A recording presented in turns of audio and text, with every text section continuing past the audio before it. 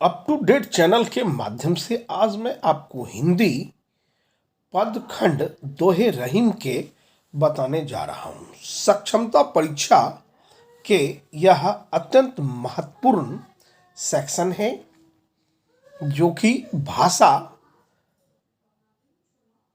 के अध्ययन अध्यापन में आपको दक्षता परीक्षा हो या सक्षमता परीक्षा हो, बिहार विद्यालय परीक्षा समिति के द्वारा बिहार के तमाम नियोजित शिक्षकों से इस तरह के प्रश्न पूछे जाने की प्रबल संभावना है, जो कि आप देख रहे हैं। रहीम का पूरा नाम क्या था? तो रहीम का पूरा नाम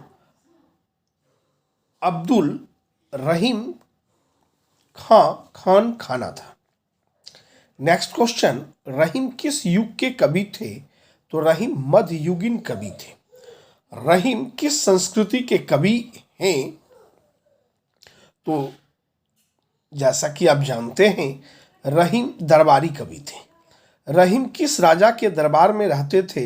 रहीम मुगल बादशाह अकबर के दरबार में रहते थे। Option C answer. Next question है, रहीम की प्रशंसा हिंदी के किस बड़े कवि ने की है? तो आप जान ले, ऑप्शन डी तुलसीदास ने की है। आगे देख रहे हैं, रहीम के नीतिपरक उक्तियों पर किन कवियों की स्पष्ट छाप थी? तो संस्कृत कवियों की। कुल मिलाकर रहीम की कितनी रचना प्रसिद्ध है? तो 11। नेक्स्ट क्वेश्चन आप देख रहे हैं, दोहावली में रहीम के कितने दोहे संग्रहित हैं? तो 300। Option A. 9 नंबर का क्वेश्चन आप देख रहे हैं कि कपार पर जूतियां किसे खानी पड़ती है? तो ऑप्शन है आंसर डी, ज्यादा बोलने पर। प्रश्न संख्या 10, दोहावली किनकी रचना है? तो रहीम की। नेक्स्ट क्वेश्चन देखें, कवि राम नरेश त्रिपाठी का जन्म किस प्रदेश में हुआ था? तो उत्तर प्रदेश में। इस तरह के ही अक्सर बिहार विद्यालय परीक्षा समिति प्रश्न पूछते हैं, इन्हें बारीकी से आप देख लें और भी आगे देखें। राम नरेश त्रिपाठी का जन्म किस संवत में हुआ था? तो संवत 1946 में। कवि राम नरेश त्रिपाठी किस बोली के रचनाकार थे? ऑप्शन ए खड़ी बोली। कवि राम नरेश त्रिपाठी का जन्म उत्तर प्रदेश के किस जिले में हुआ था? तो जौनपुर में। कवि राम नरेश त्रिपाठी पर किसका प्रभाव पड़ा? तो गांधी जी का। Option B. कवि राम नरेश त्रिपाठी पर किसका प्रभाव पड़ा? तो गांधी जी का। नेक्स्ट क्वेश्चन, कवि राम नरेश त्रिपाठी ने किस प्रकार के काव्य लिखे? तो कवि राम नरेश त्रिपाठी ने प्रबंध एवं प्रबंध काव्य और मुक्त काव्य लिखे। 7 नंबर आप नेक्स्ट क्वेश्चन आप देख रहे हैं, जीवन संदेश शीर्षक कविता किस खंड काव्य से उद्धृत है? तो ऑप्शन सी आप आंसर के रूप में देख रहे हैं, पथिक। 8 नंबर आप देख रहे हैं, जीवन संदेश कविता में कवि ने क्या संदेश दिया है? तो ऑप्शन डी सतत कर्मशील रहने का। बारीकी से पुनः एक बार और देख लें, जीवन संदेश शीर्षक कविता किस खंड काव्य से उद्धृत है? तो पथिक। नेक्स्ट क्वेश्चन, जीवन संदेश कविता में कवि ने क्या संदेश दिया है? तो ऑप्शन डी आप देख रहे हैं, सतत कर्मशील रहने का। कौन जीवन भर, नेक्स्ट क्वेश्चन, कौन जीवन भर आतप सहकर वसुधा पर छाया करता है? ऑप्शन डी तुच्छ पत्र। नेक्स्ट क्वेश्चन, मनुष्य के जीवन में दुष्ट कौन है? तो ऑप्शन सी निष्क्रियता। ऑप्शन नेक्स्ट क्वेश्चन, धरती किसके समान है? ऑप्शन ए माता तुल्य है। नेक्स्ट क्वेश्चन, हमें कहाँ नहीं बस जाना चाहिए? इसके आंसर है सी निर्जन में। निर्जन में। नेक्स्ट क्वेश्चन आप देख रहे हैं, सुमित्रानंद पंथ का जन्म कहाँ हुआ था? कोशानी उत्तरांचल में, ऑप्शन बी। इन तमाम प्रश्नों को आप बारीकी से देख लें ताकि सक्षमता परीक्षा में लगभग यहां से प्रश्न निश्चित रूप से बनना ही बनना है, कारण आप दक्षता परीक्षा के तमाम प्रश्न पत्रों को देख लें उठाकर क्वेश्चन बैंक को, तो आप महसूस करेंगे इसी प्रकृति के अक्सर बिहार विद्यालय परीक्षा समिति प्रश्न को उठाया करते हैं। सुमित्रानंदन पंत का जन्म कब हुआ था? तो ऑप्शन ए 20 मई 1900 को। नेक्स्ट क्वेश्चन, पंत की काव्य प्रतिभा को पंख किस क्षेत्र की नैसर्गिक सुषमा के बीच खुले? Option B Almora. Next question, कौन सी कृति पंत की लिखी नहीं है? ऑप्शन बी रश्मि रथी। नेक्स्ट क्वेश्चन, बनारस आने पर पंत जी का साक्षात्कार किनके साथ हुआ? Option C answer Sarojini Naidu और रविंद्रनाथ टैगोर से। नेक्स्ट क्वेश्चन आप देख रहे हैं, उच्छ्वास का प्रकाशन कब हुआ? तो उच्छ्वास का प्रकाशन ऑप्शन डी 1922 को हुआ। पल्लव का प्रकाशन कब हुआ? ऑप्शन ए 1928 को हुआ। नेक्स्ट क्वेश्चन, भारत माता कहाँ निवास करती है? तो भारत माता गांव में निवास करती है। आजादी के पहले भारत की जनसंख्या कितनी थी? ऑप्शन डी 30 कोटि। नेक्स्ट क्वेश्चन, कवि शोषित जनता को देखकर कैसा महसूस करता है? दुखी और उदास महसूस करता है। आगे प्रश्न देखिए, भारत माँ का आंचल कैसा है? ऑप्शन सी धूल भरा मैला सा। नेक्स्ट क्वेश्चन, नीरव रोदन का क्या अर्थ है? ऑप्शन सी बिना आवाज की रुलाई। गीता का प्रकाश कहां से दुनिया में फैला था? Option A Bharatvarsh. Next question, युगांत के रचनाकार कौन है? युगांत के रचनाकार ऑप्शन ए पंत जी हैं। यह सेक्शन बहुत ही महत्वपूर्ण है।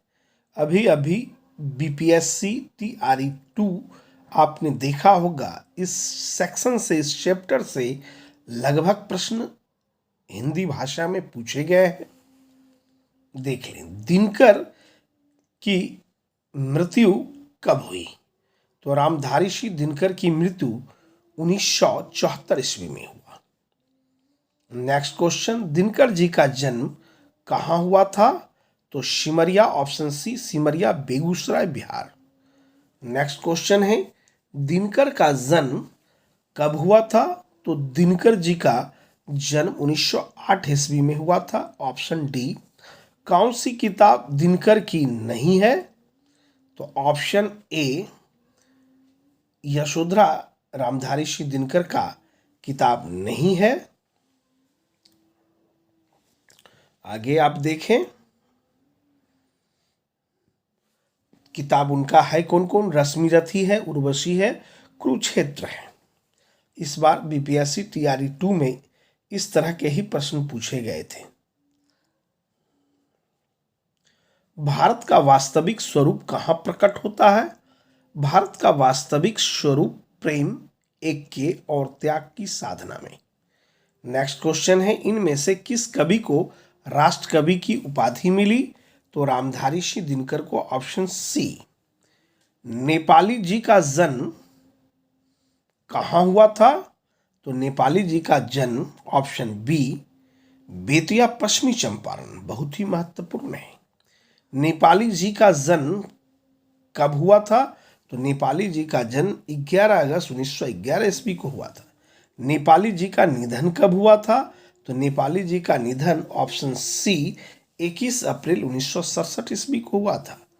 नेक्स्ट क्वेश्चन, कौन सी पुस्तक नेपाली जी की नहीं है? Option D Rashmirathi. यह रामधारी सिद्धिनकर का है। बाकी नीलिमा, नवीन, पश्चिमी हिमालय ने पुकारा, ये सभी नेपाली जी का लिखा हुआ है।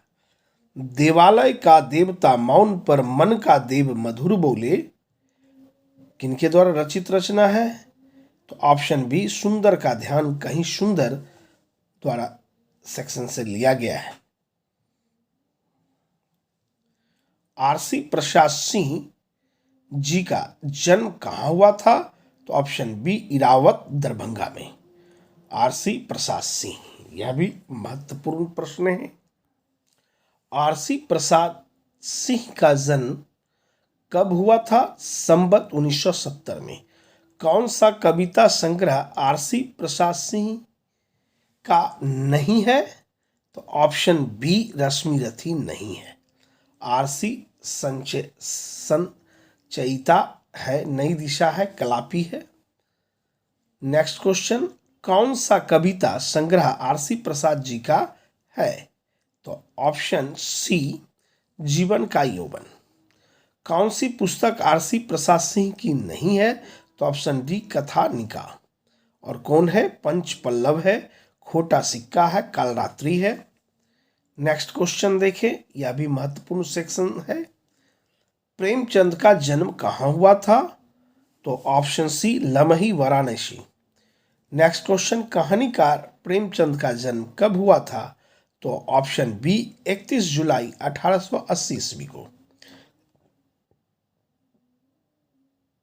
प्रेमचंद का जन्म किस आर्थिक वर्ग में हुआ था? ऑप्शन डी निम्न मध्य वर्ग में। नेक्स्ट क्वेश्चन, प्रेमचंद ने कुल कितनी कहानियां लिखी थी? Option C 300। प्रेमचंद की कहानियां कैसी थी? ऑप्शन डी आदर्शोन्मुखी, यथार्थवादी। प्रश्न संख्या नेक्स्ट, पंच की कुर्सी पर बैठकर मनुष्य किन चीजों से मुक्त हो जाता है? ऑप्शन डी उपर्युक्त सभी, व्यक्ति से, जाति से, धर्म और संबंधों से। जुम्मन शेख और अलगू चौधरी में कैसी मित्रता हुई थी? ऑप्शन ए गाढ़ी। जुम्मन के पूज्य पिता कौन थे? जुमराती।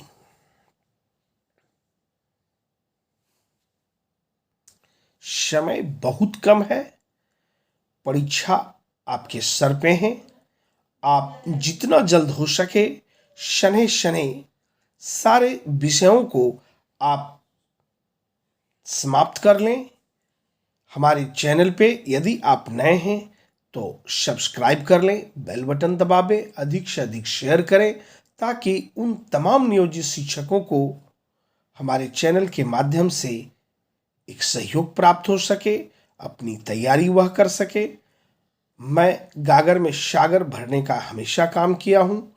आप हमारे चैनल पे तमाम वीडियो को देख लें और देखने के बाद आप स्वयं यह महसूस करेंगे कि आने वाले परीक्षा में यहाँ से जो प्रश्न बनते हैं वह निश्चित रूप से पूछे जाते हैं, जिसका प्रमाण आपने बीपीएससी टीआरई 1 में, टीआरई 2 में, दक्षता परीक्षा में आप देख चुके हैं। और सक्षमता परीक्षा में भी आप यदि चैनल पे बने रहते हैं तो निश्चित रूप से आपकी सफलता आपको प्राप्त होंगे। आगे देखिए, जुम्मन शेख की घर की बूढ़ी मौसी का क्या नाम था? तो ऑप्शन ए खाला जान। किसकी युक्ति है बेटा, क्या बिगाड़ के डर से ईमान की बात ना कहोगे? किसकी युक्ति है बेटा, क्या बिगाड़ के डर से ईमान की बात ना कहोगे? ऑप्शन बी खाला जान। नेक्स्ट क्वेश्चन, किस पाठ में आया है अच्छे कर्मों की सिद्धि में बड़ी देर लगती है पर बुरे कर्मों की सिद्धि में यह बात नहीं होती? ऑप्शन डी पंच परमेश्वर में। नेक्स्ट क्वेश्चन आप देख रहे हैं, कलम का सिपाही किसे कहा जाता है? ऑप्शन बी प्रेमचंद को कलम का सिपाही ध्यान रखेंगे। हिंदी साहित्य में कथा सम्राट किसे कहा जाता है? ऑप्शन सी प्रेमचंद को।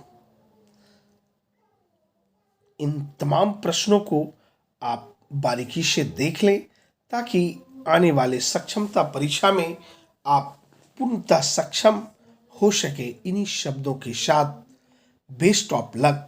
जय हिंद, जय भारत।